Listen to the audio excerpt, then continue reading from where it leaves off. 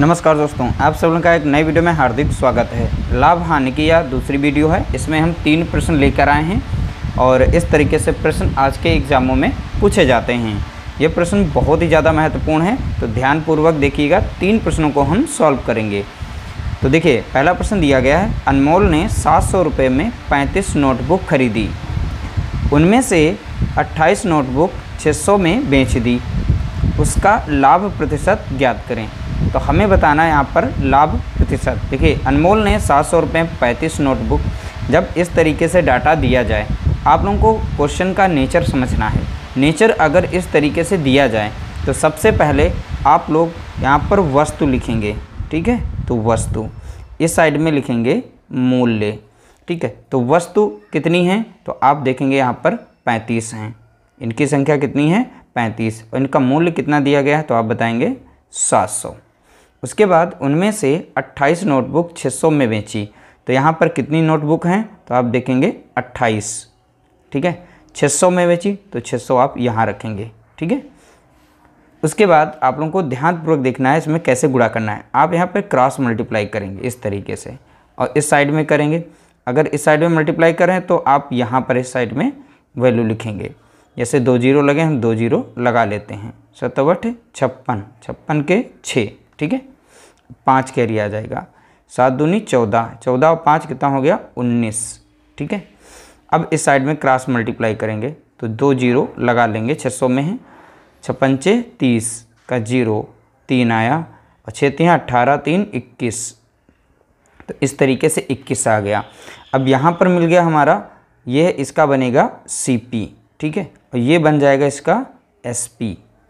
अब यहाँ पर देखना है 19,600 है, यहाँ 21,000 पूरा है। तो इन दोनों में डिफरेंस कितने का आ रहा है, तो आप देखेंगे 1400 का डिफरेंस आ रहा है।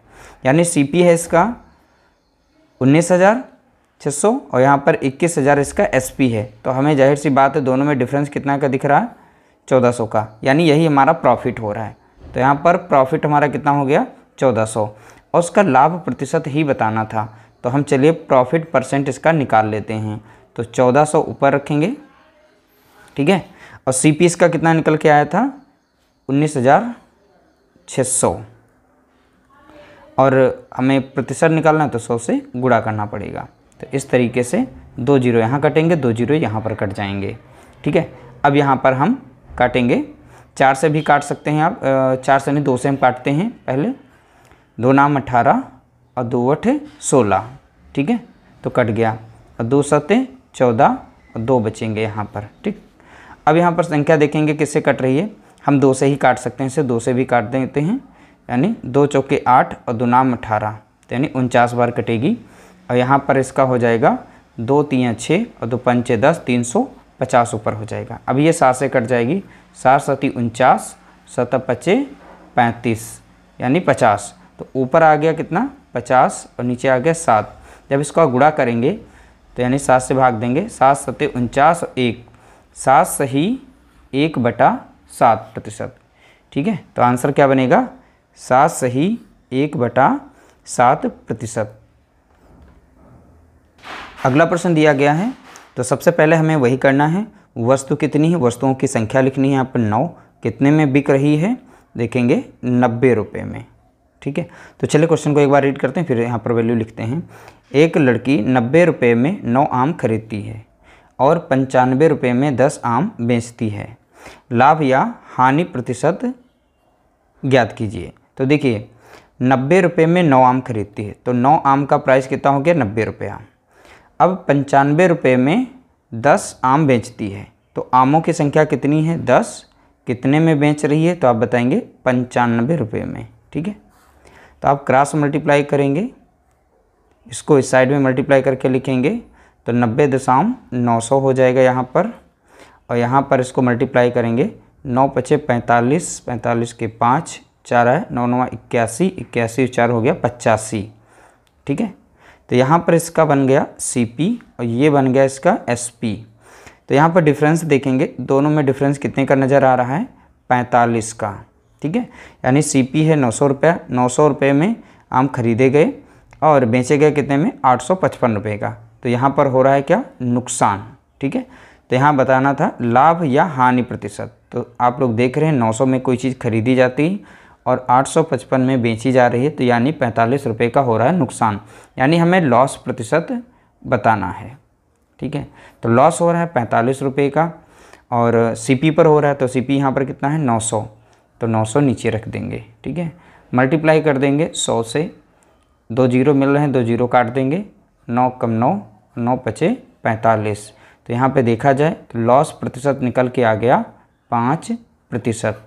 सॉल्व करेंगे तो आपको आंसर मिल जाएगा। तो ऑप्शन बी यहाँ पर इसका राइट आंसर होगा। अगला प्रश्न कुछ इस तरीके से है, सेब को 350 रुपये में 100 की दर से खरीदा गया और 48 रुपये प्रति दर्जन के हिसाब से बेचा गया, तब लाभ या हानि प्रतिशत ज्ञात करें। क्या होगा इसका बताना है। देखिए सेब का प्राइस यहाँ पर देखना है 350 में 100 की दर से, तो यहाँ पर कितने रुपए, यानी 100, पहले 100 संख्या लिखेंगे वस्तु की संख्या, कितने रुपए में 350, तो रुपये सदैव बाद में लिखे जाते हैं, वस्तु की वैल्यू पहले रखी जाती है। ठीक है, तो यहाँ पर हो गया। दूसरा बताया गया है 48 रुपये प्रति दर्जन, तो आप लोगों को पता होना चाहिए एक दर्जन में वस्तुएं कितनी होती हैं, तो आप बताएंगे 12। ठीक है, तो 12 की यहाँ पर वैल्यू रखनी है। ठीक है, तो 12 हो गया और रुपए कितने हैं इसके 48। ठीक है, तो यहाँ पर रखेंगे हम 12 और इस साइड में रखेंगे 48। ठीक है, तो ये 48 हो गए क्या हमारे रुपए, तो इसीलिए मैंने रुपए साइड में रखे हैं। और प्रति दर्जन बोला गया था, एक दर्जन में वस्तुएं कितनी होती हैं 12, तो इसलिए मैंने 12 यहाँ पर वैल्यू रखी हुई है। अब आप क्रॉस मल्टीप्लाई करेंगे, इस साइड में आ जाएगा 4800। ठीक है, क्योंकि एक ही बार गुणा करना है, 48 कम 48 तो 2 जीरो थे लगा दिए। अब इस साइड में हमें गुणा करना है, 12 पंचे 60 का 0, 6 बारते हैं 36, 36 6 हो गया 42। ठीक है, तो यहाँ पर सीपी निकल के आ गया इसका कितना, तो 4200 बताएंगे। एसपी आ गया इसका 4800। अब यहाँ पर कोई चीज़ 4200 की खरीदी जाती है, 4800 की बेची जा रही है, तो यानी यहाँ पर डिफरेंस और लाभ हो रहा है, तो डिफरेंस कितने का आ रहा है 600 का, और लाभ आप अब इस तरीके से निकाल सकते हैं। देखिए 600 का यहाँ पर लाभ हो रहा है और लाभ या हानि प्रतिशत ज्ञात करना था, तो हमें हो रहा है यहाँ पे प्रॉफिट, तो यानी प्रॉफिट प्रतिशत कितना होगा, तो प्रॉफिट हमारा है 600। ठीक है, और यहाँ पर हो जाएगा सीपी कितना 4200, तो 4200 हम नीचे रख देंगे और प्रतिशत निकालना है तो 100 से यहाँ पर गुणा कर देंगे। 2 जीरो कट गए, 2 जीरो कट गए यहाँ पर। अब हम 6 से डायरेक्टली काट सकते हैं, 6 कम 6 और 2 जीरो बच गए थे और 6 सत्ते 42, यानी 100 बटा कितना आ जाएगा 7 आ जाएगा। अब 7 से जब भाग देंगे इसे तो पहली बार एक बार लग जाएगा, 7 कम 7 बचेंगे 3 और 7 चौके 28 और 2 रिमाइंडर बचेगा। जब भाग देंगे तो कुछ इस तरीके से वैल्यू इसकी निकल के आ जाएगी 14 सही 2/7%। 100 को 7 से भाग देंगे तो ये वैल्यू आप लोगों को मिल जाएगी। ठीक है, ऑप्शन बी इसका राइट आंसर है। उम्मीद करते हैं तीनों के तीनों प्रश्न आप लोगों को समझ में आ गए होंगे। वीडियो अच्छा लगा हो तो लाइक करिएगा, शेयर करिएगा, चैनल पर नए हो तो चैनल को सब्सक्राइब जरूर कर लीजिएगा।